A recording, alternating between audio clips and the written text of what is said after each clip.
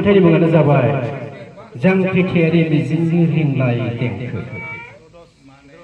जों नुबोनाय लामाफ्रा एसेबां गिथावमोन, थेवबो जों हान्थिबोदों गिनाय गैयामोन। ओरैबायदि बै समनि जाथाय, फोजाबनाय अन्थाइनिफ्राय फोजोंनाय अरबो दंमोन बेयाव। पद-बन्ध, खथ्रा, गोदोना सेरथेजानाय आरो बेनिख्रुइ बायदि खास्रि बिस्रि, थेवबो बे लामाजोंनो मोन्थायखौ नुबोनायाव बेनि थाखायनो जों होस्रिख्रावनो उथिबोआखै।